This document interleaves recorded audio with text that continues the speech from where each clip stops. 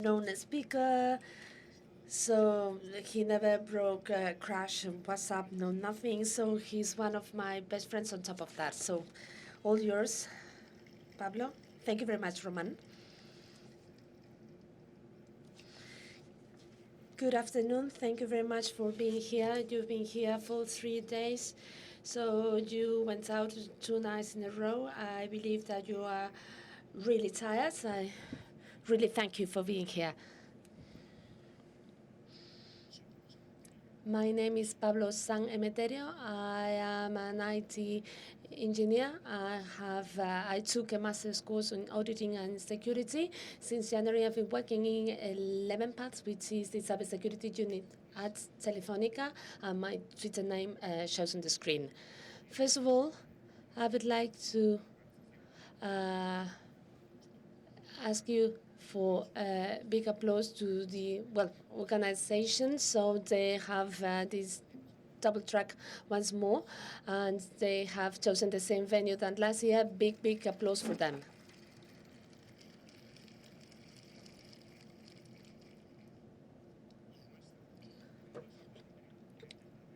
And we were lucky to listen to speakers, remarkable speakers such as Nico, because I had for some work reasons, I couldn't attend Miko's presentation, so he had very interesting ideas to share with us. The first one being, I think I forgotten now, I can't remember. Right, the first thing he told us about IoT, which is very trendy now. We are starting to have very many things that are connected as well as in an insecure manner. And he gave us a very good tip to tackle that, which is regulation. So we are not expecting to get electrical shock from a refrigerator or a washing machine. We should not expect that our life becomes public when we just buy one of these devices. Also, another relevant idea from his presentation were the cyber weapons that are already here. They are affordable, efficient, and you can also you can deny having used them. So therefore, he compared that with using B-52 against Stungen. I don't know how much it will cost to use a B-52, and I believe it will be more or less the same price. There is something which I didn't like as much, though. It was in the question and answer session when someone asked him what we could do to prevent flaws or mistakes that we often find. And he said that there are two types of errors. Sometimes error comes from code. The source code is vulnerable. You open it, you fix it, and one less flaw. The problem comes from humans. As he said, we cannot open up people's brain and reprogram it so that they stop clicking what they shouldn't click on, to execute and open and run programs, or to download free apps which are never fully free. And I agree with what he said, but I disagree with what he said about that we have to wait for the next generation to fix that. That generation that were born surrounded by the internet, and that we should die. So that generation all the time posting selfies just to make their friends feel envious. They want to be YouTubers. They want to be famous on the internet. I'm sorry to say that they are not careful with their security. They do not protect their security. And I don't believe that I have to die so that things become secure.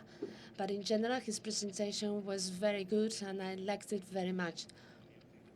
I liked what he said about cyber weapons and IoT specifically. So the origin of my presentation comes from two references in the world of security, one of them being Roman, I met Roman in the master's course on security that I took, and he really impressed me.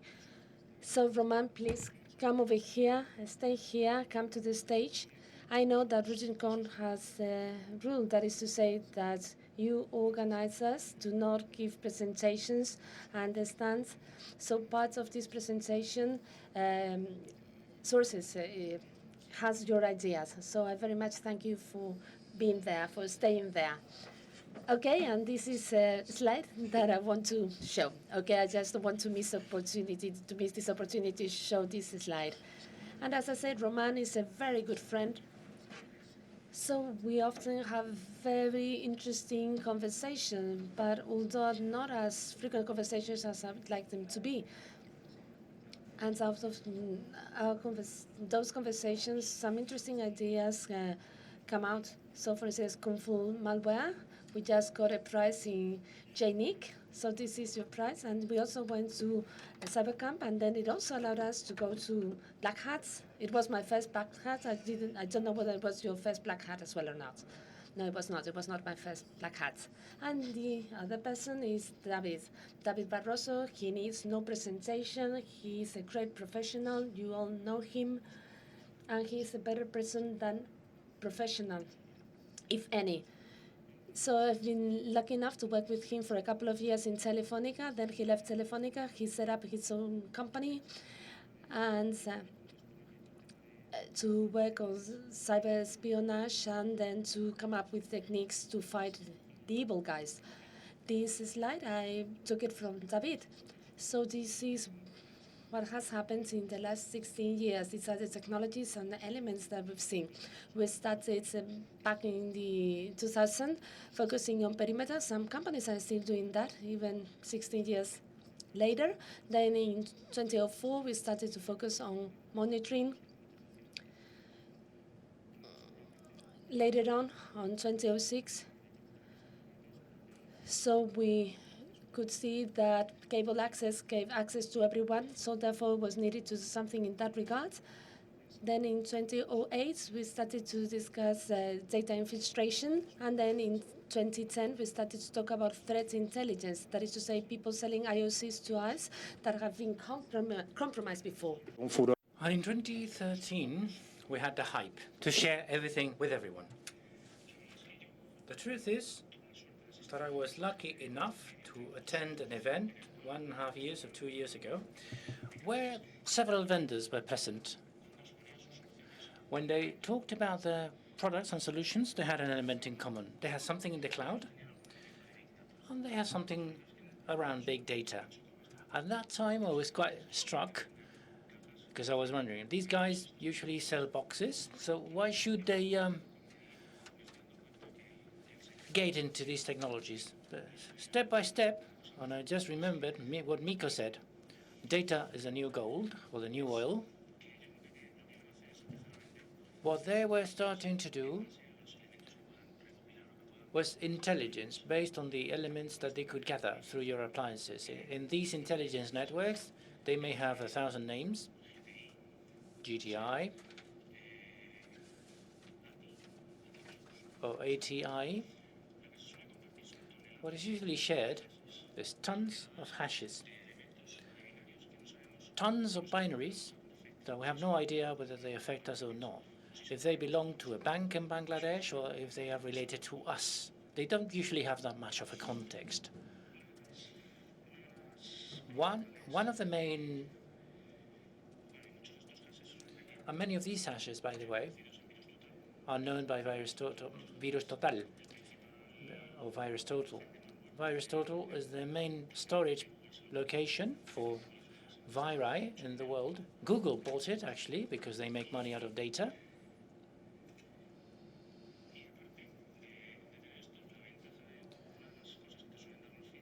And by the way,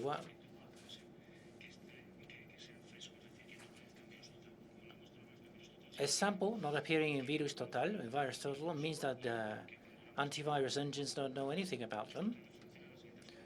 When a sample is completely new, that's it. You send a sample, and you get a verdict from Virus Total telling you whether it's good or bad. Once they have it, if it's bad, they share it, and your malware starts to be known. The problem is that people making malware know about this perfectly in detail. Threat intelligence, this comes from David, although this was put together by John Lambert, who is the director on threat intelligence at Microsoft. Companies realized that they did not have enough with their own solutions and started using something else, using feeds on information and feeds on threats. So they have the chart showing the effort and showing the effectiveness, the two indicators. When you start using threat intelligence, you usually go into this place, which is like a death valley, where productivity is really low. You see IPs, hashes. If you see a hash coming from malware, you start looking for that hash in every single computer in your company. If you're unlucky enough to find that hash, what do? Do you remove the computer altogether? Is it an executable file? Is it a TXT file with the same signature?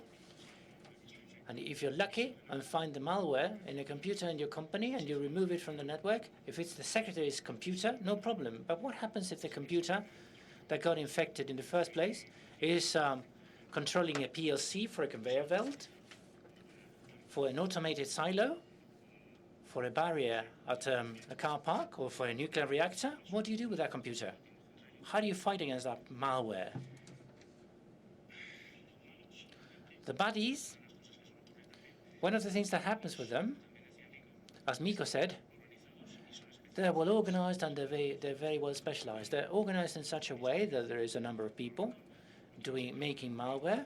There's another group of people who is in charge of finding or buying 0 days. Others collect the money. Others recover the money, and that's the mules. And now that Bitcoin has arrived, they are probably becoming a call center to help people handle their Bitcoins. And they're also specialized, as I said, and very well organized. They have attacks that are very sophisticated, attacks in place that are very sophisticated. And these are not well-known companies. They don't trade in the stock exchange. They're one-man orchestras, if you like, okay? A jack of all trades. They can do a website, they can develop an application, they can resolve an incident in the secretary's workstation, and obviously security is not part of their priorities. This is the IT stuff in any company, okay? The bad ones are not only well organized and specialized, they're also creative. Malware from Popcorn proved that they had imagination to keep ransomware businesses alive. If for whatever reason you cannot pay or are not willing to pay to recover your data, you can infect 2 other people that whenever they pay will get your password. In this specific example, this is interesting because we came up with a solution. If you had a virus from Popcorn, you could retrieve the passwords. They were creative, but they didn't have that much experience in developing malware.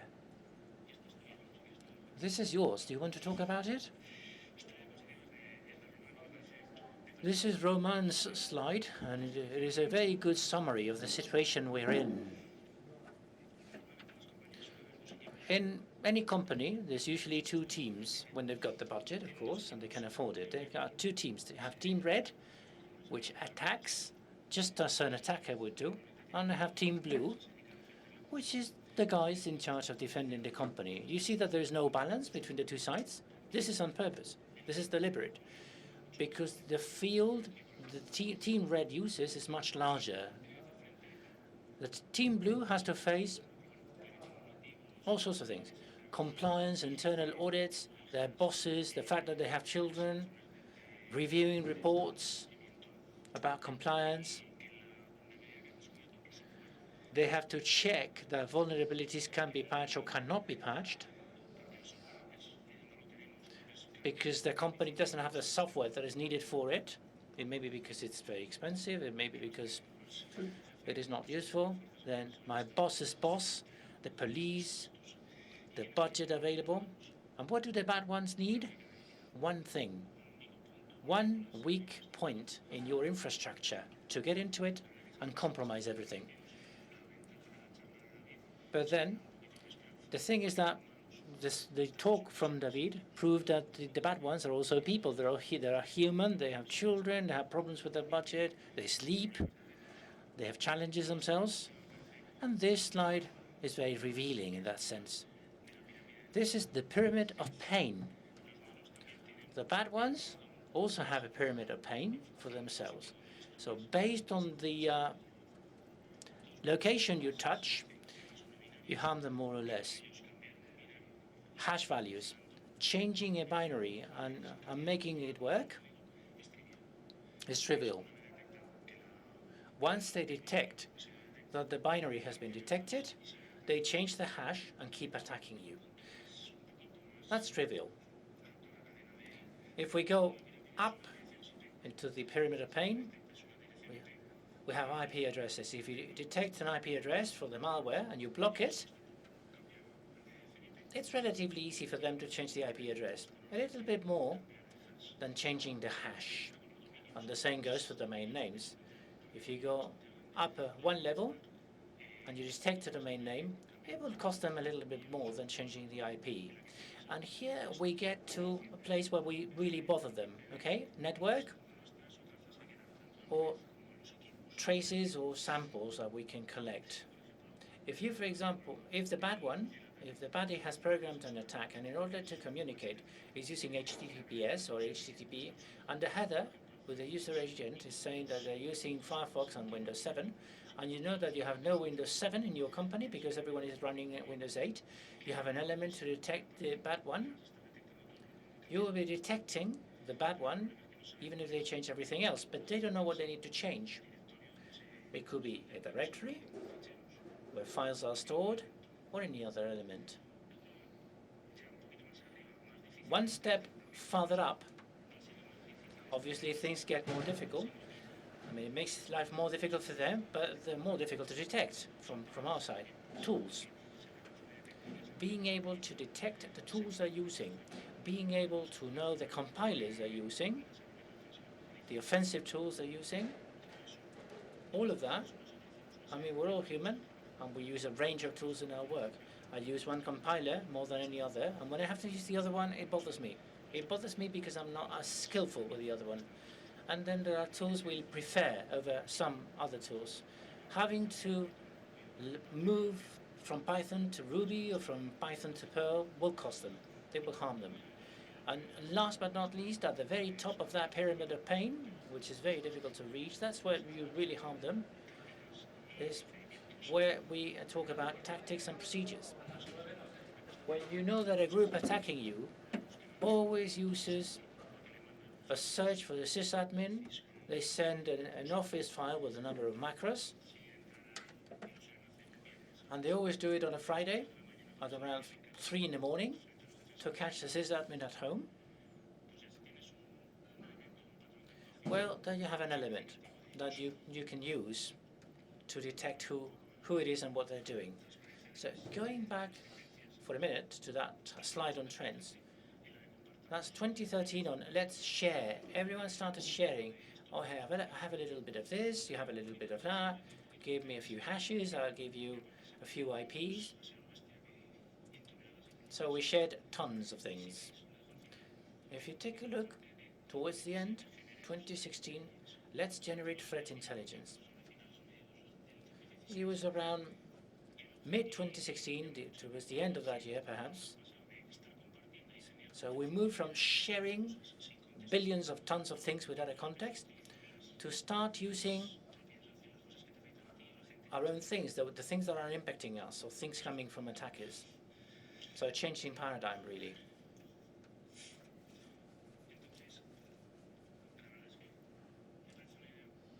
So, an interesting idea, using that type of things. What can we use to try and generate some private intelligence? How about putting something on Dave and blocking everything by default for Dave. So anything you start will be blocked by default. And I will analyze it and see if I can allow you to execute it or not. On the other hand, we have the evolution of the project, Kung Fu malware, in version 2. In that Kung Fu project for malware, for those of you who haven't heard about it, let me explain first. This is a project based on an idea which was not new. At first we felt it was a new thing. We thought we were the sexiest guys on earth, but then we realized that that wasn't the case. Ricardo reminded us that there were some academic papers back in 2008 talking about these solutions. Kung Fu malware, what is this all about? Malware has evolved since the very first time when malware was created because of ego stuff. When people tried to prove that they were better than anyone else, it moved to the side of money, pure cash. The main goal there was to get money, infecting computers, hiding so that you would remain undetected, even attacking states. And malware started implementing a lot of evasive techniques. Evasive techniques coming from analysis techniques and sandbox techniques. So then we thought about how about making a normal computer become an analysis environment. A lot would be deactivated, but we found a weak point. What do you do with those that don't hide, with those that attack directly? How about ransomware that attacks directly and doesn't care about whether they are in an analysis environment? So the first answer that came to my mind was, well, we'll see it in the sandbox for sure. We have a sandbox in the night table, and we're just waiting to get attacked. And merchants with little shops in the high street have a sandbox as well. Obviously not, I'm just joking. So we were a bit bothered by that weak point. We couldn't resolve it. And then David started thinking. He said, how about we stop the process? We throw it to a communication point, and in that communication point we have a lot of security solutions that will determine what that thing is doing, in order to decide whether we allowed it to run or not. So that's Kung Fu malware. We use AMPQ. Is it AMQP? Sorry, that's the right acronym. AMQP. We use SBus to throw all sorts of samples so that solutions, security solutions, are connected.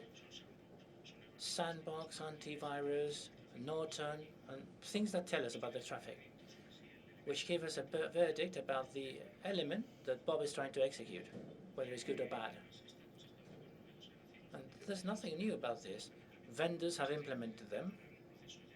Stopping the process, this is something that many vendors do. Communication between different solutions, there's 2 vendors out there that do it. But this is based on proprietary technology, so that you have to be tied to one vendor only. But we preferred, obviously, to use an open technology where you could set a pool of resources. All the analysis tools you might be interested. Analyzing attachments coming through email, using antivirus, using sandboxes. Another element you would need for private intelligence, because all of these will be threats aimed at you, is a database. Once I do the analysis, I don't want to do it again every day. So let's go for 20, 30, 60 days perhaps, but set up a database. And the last point to have an environment with private intelligence would be a bridge or a gateway. A gateway that allows you to connect to RabbitMQ, and then IOCs, IPs, or domains can be communicated over to the corresponding solution so that they get blocked.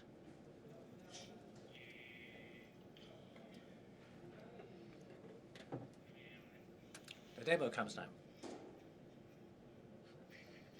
Okay, you're allowed to sit now. You've been in the picture, yes?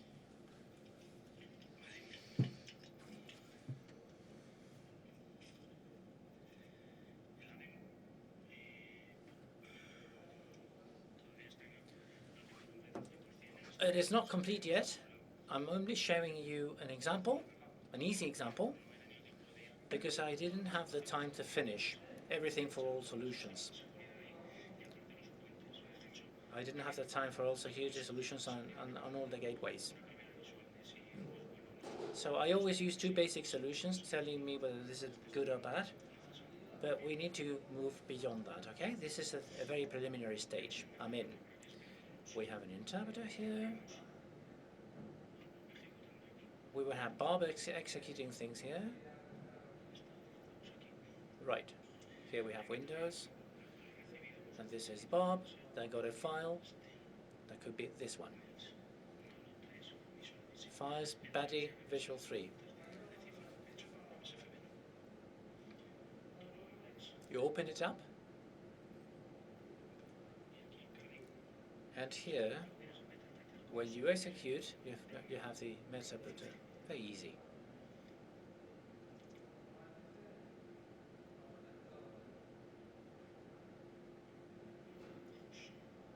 Over to Windows.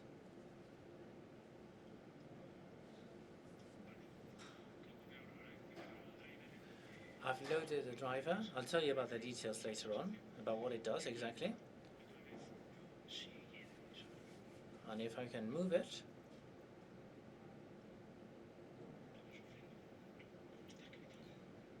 I'm having such a pain with Ubuntu. You launch it, and this is suspended. You could have killed it if you knew it was malicious, and now the bad one, the baddie, doesn't have anything. So I have stopped Bob from clicking everywhere.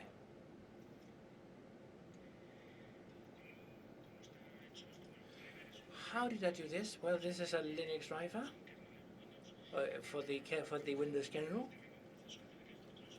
There's a callback. At that point in time, you call a hidden function in the kernel that stops the process and alerts that user space so that we know about the name of the executable that was launched, getting all the arguments that are being used to launch it. In this case, you launch it with WSS script, which is a legitimate program, and the problem is with the arguments in that malicious file, which is what is bothering you. Those two files you throw into RabbitMQ.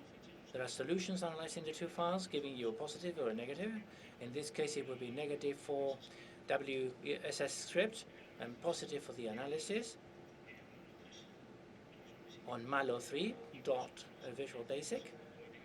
And automatically, as soon as you see the address it is going to, because you can connect it to a sandbox, you can do suricata or whatever. You can block that IP address, the proxies or the firewalls, anything. Acknowledgements, I still have some time.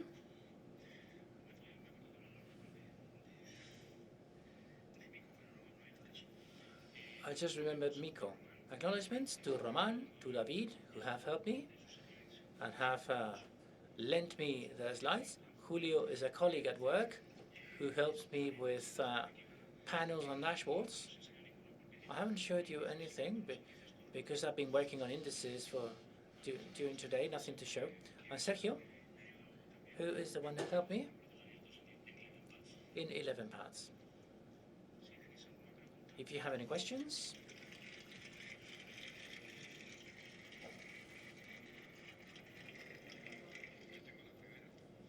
I have the first one. When will you have the bloody driver available in Linux? Well, I agree with Sergio. I want to see it work in Windows and then I'll move it over to Linux. How many users do you know? Windows versus Linux? How many users in Linux would like to have a driver to prevent this from happening? Nah, not fair. Okay, I take a note of that. This is the second time round that you do this to me. More questions? At the top, another one there. There's one there, there's another one there. When the client is offline, what happens? Good question. Here, We have a number of things we need to resolve. You might lend me a hand. When the client is offline, what it does, it gets blocked. Nothing is executed. So you can have something like a local cache where whatever is allowed, at least you shouldn't do too many things with the company username. But with the local cache, you should have a number of things allowed to execute. Okay, so that you have basic functionality offline. When you say offline, it means no connections. In theory, the ideal way to do this would be through whitelist and not through blacklist. Otherwise, you will become another antivirus. So this is an idea, okay? We just wanted to implement a folder where you could have a whitelist of what can be modified by a document so that you couldn't be attacked with ransomware. If you have Office documents in a folder and you suddenly see that the process trying to write on a certain file in that folder is not the Office that you're using, obviously something is wrong. So the idea is that if you're offline, you have a local cache, but based on a whitelist, not on a blacklist. I was thinking when you're in the plane, working, and you start executing, and then you come back home and realize that lots of things were suspended. Suspensions are deliberate, so that you can see in the Process Explorer. You should kill it, okay, rather than suspend it. And I'm sorry I'm jumping in, because I don't want to give you a talk.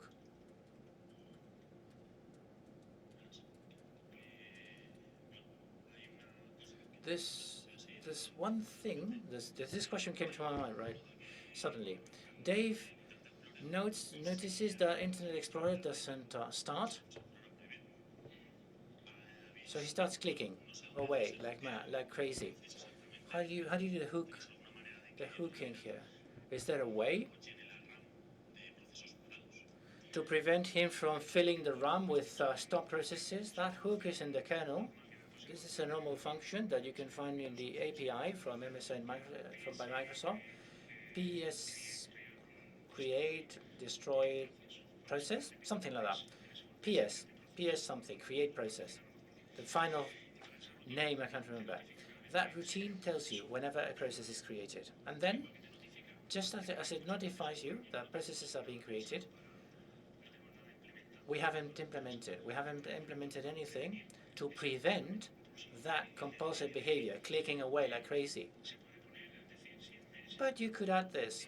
If in a period of 1 minute you try to start Internet Explorer 30 times, well, there's 25 too many. Could you do that through mutex? You take the name of the process, the arguments. If you have a match, it is simply not started. Yes, you could go that way. And then something else, the problem you mentioned on emulating in normal computers the behavior of a sandbox, or the indicators that make malware believe that they're sandboxes.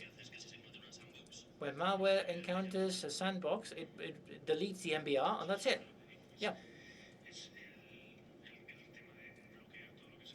It's about blocking everything that starts at the beginning, before executing it with the first instruction.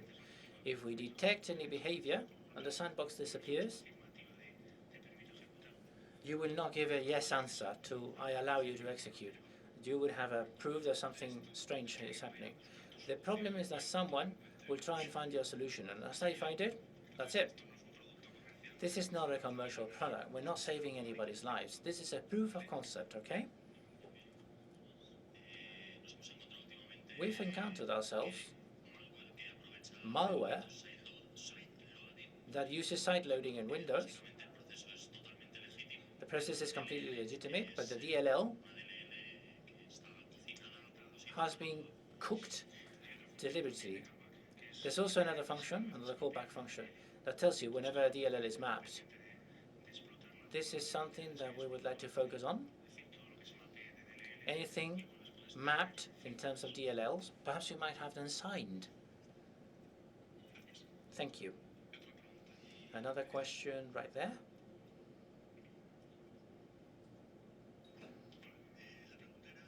Another question. have you contemplated how to make this grow within an organization? I mean, this is okay for a computer at work, but if you have a company with 40,000 computers downloading software, I mean, if you expect this to be applied to every single computer, this is extremely complex. I mean, not a very feasible business. In what sense? Can you give me more details? Well, just you may have this little company with 40,000 employees who are executing different versions of software. Okay, we can sign them, we can verify them, whatever. But unfortunately, and that's my experience, many users download software because they needed to do something. So they download the software as it comes, they execute it, and then they realize that they're a big shit. And then they tell you that they've used it because they had a deadline they had to meet. Have you thought about large-scale environments? Well, the database, big data we could use.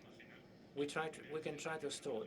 The first person executing will have a long process, okay? That will be long. Maybe the sandbox will take 5-6 minutes to get a response. But once you have that response that tells you whether that's good or bad, the rest of the company will go against the report that was generated already. So everyone is authorized. If you are unlucky enough to have one downloaded, which is a bad one, well, your life is saved. Let's go back to the previous question. Whitelists. What you need to do is anything good included in your whitelist, and use a criterion so that instead of suspending or blocking, I mean, this is my story. In Guipúzcoa, in the province of Guipúzcoa in northern Spain, and programmers in Java, I hate them so much. There are no interactions with anything, I don't notice anything, and I use my machine very intensively. But this is not a product, okay? This is not a commercial product. This is in Pablo's GitHub available. Not a commercial product, a proof of concept. Hola. Hola. Hola, buenas. Hello. I'd like to answer to the person who asked the question about how to apply that in large scale. The problem is not that. The problem is the company's policy. Often when you want to implement a new technology, not just implementing, but just installing new software needed by any department, you have to follow some policies in place. Since day one, when a new user joins the company, other than his profile, you need to have some templates, a policy, and all those are standardized. So that, and the policy states that no user is allowed to install anything, no matter how knowledgeable he is. So nowadays, any company, despite the size of it, has a number of policies in place. And some companies also require ISO certifications, any ISO certifications. Others, even if they do not have a policy, they apply that policy by default. So the issue is not how to implement the tool of these people.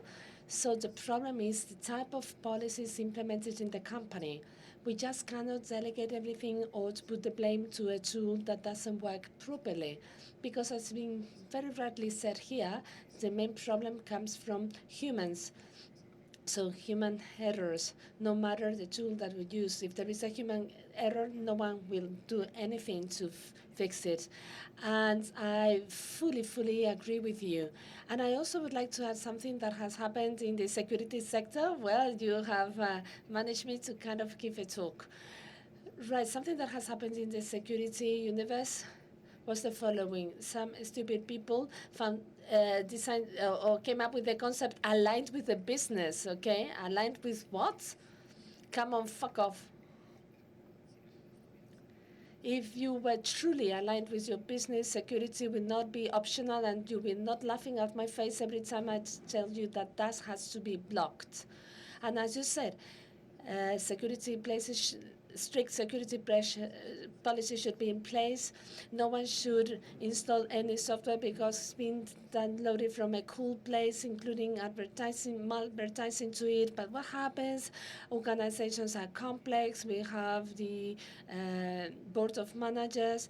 People do not understand that a single vulnerability is enough to take out of a tendering process, and we experts in securities are not doing things well. You don't negotiate with a firefighter brigade whether they may have a problem because the steel in the ladder is not the right one. So being alienated by the business is extremely dangerous.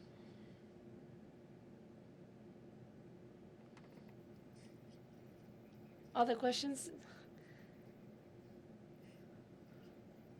I get really heated. All right, so if there are no more questions, thank you very much, everyone. Thank you, Pablo. Important things before we finish.